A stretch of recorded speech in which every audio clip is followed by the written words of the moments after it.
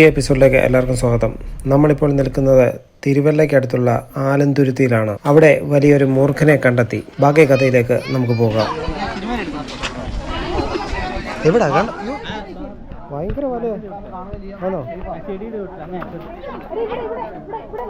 എന്ത് കാണോ? എവിടെ?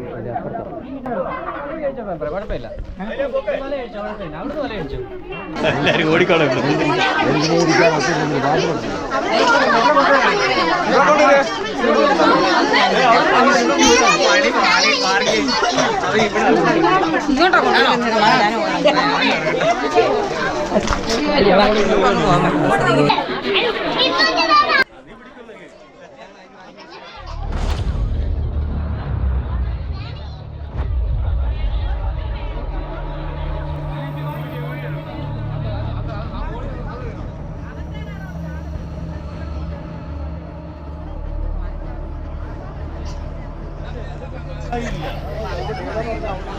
അവിടെ കേട്ടോ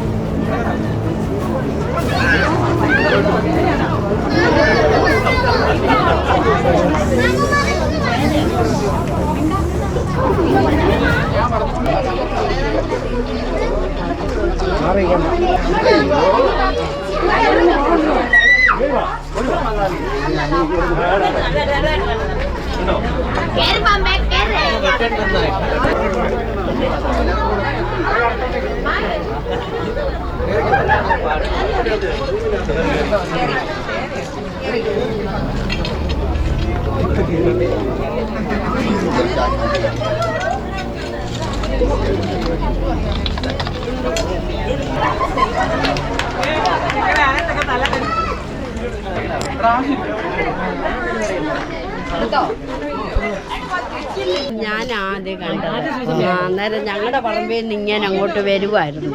വരുന്ന ഉടനെ അങ്ങോട്ട് ഇഴഞ്ഞു പോകുന്ന കണ്ടു. അവിടെ ഞാൻ നോക്കിയപ്പോൾ ഇന്ന് വെച്ചു. അപ്പം ഞാൻ പിന്നെ ഉടനെ അന്നേരം ഉണ്ടല്ലോ പിന്നെ ഇങ്ങോട്ട് അങ്ങ് ഇഴഞ്ഞ് ഞങ്ങളുടെ ആ ഗേറ്റിൻ്റെ അവിടോട്ട് അങ്ങ് കയറിപ്പോയി. പിന്നെ ഇന്ന് കണ്ടു. പിന്നെ ആ വെള്ളിയാഴ്ച തുടങ്ങി കാണുന്നതാ. അവിടെ ഞാനും അമ്മയും അവിടെ നിൽക്കുമായിരുന്നു. അപ്പോഴത്തേക്കിനാണെങ്കിൽ ഈ പാമ്പ് അവിടെ വരെ വന്ന് അതിനകത്ത് കയറി. അകത്ത് കയറി കഴിഞ്ഞപ്പോൾ കുറെ കഴിഞ്ഞ് അങ്ങോട്ട് നോക്കി നിൽക്കുമായിരുന്നു. പാമ്പ് വരുന്ന നോക്കി ഒത്തിരി നേരം കഴിഞ്ഞ് നോക്കുമ്പോൾ ഇവിടെ വന്ന് അമ്മയും അമ്മച്ചിയും കൂടെ ഇവിടെ നിൽക്കുമോ. ഇവർ നേരെ നിൽക്കുമോ. ഇവരോട്ട് കണ്ടുമില്ല. അത് കഴിഞ്ഞപ്പോൾ ഞാൻ പറഞ്ഞു അമ്മയാണ്ട് പാമ്പ് എന്ന് പറഞ്ഞിട്ട് ഇവര് കാണാൻ നിൽക്കും. ഞാൻ പെട്ടെന്ന് ഇവരെ അങ്ങോട്ട് മാറ്റി ഞാൻ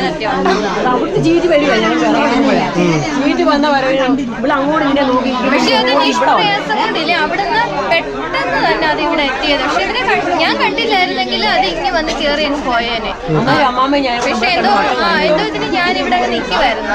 ആ ടൈമിൽ അത് കയറി വന്നത്. എന്നോട് ഞാൻ പഞ്ചായത്തിൽ നിന്ന് വന്നു കഴിഞ്ഞോണ്ട് എന്നെ വിളിച്ച് ഇവിടുന്ന് ഒരാളോടി വന്ന് പറഞ്ഞു ഇവിടെ പാമ്പെന്ന് പറഞ്ഞു. അന്നത്തെ തന്നെ ഞങ്ങളെ വിളിച്ചത് പെട്ടെന്ന്. അന്നത്തെ ഇവിടെ മലയിട്ട് മൂടി പെട്ടെന്ന് മലയിട്ടല്ലേ? ചുറ്റും മലയിട്ട് സുരക്ഷിതമാക്കി എന്നെ വെളിയിലോട്ട് വിടാതെ. ആലന്തുരുത്തി 4-ാം വാർഡ് പെരിങ്ങര പഞ്ചായത്ത്, തിരുവല്ല അല്ലേ? പെരിങ്ങര പഞ്ചായത്ത് 4-ാം വാർഡ്. 4-ാം വാർഡ്. അവിടെ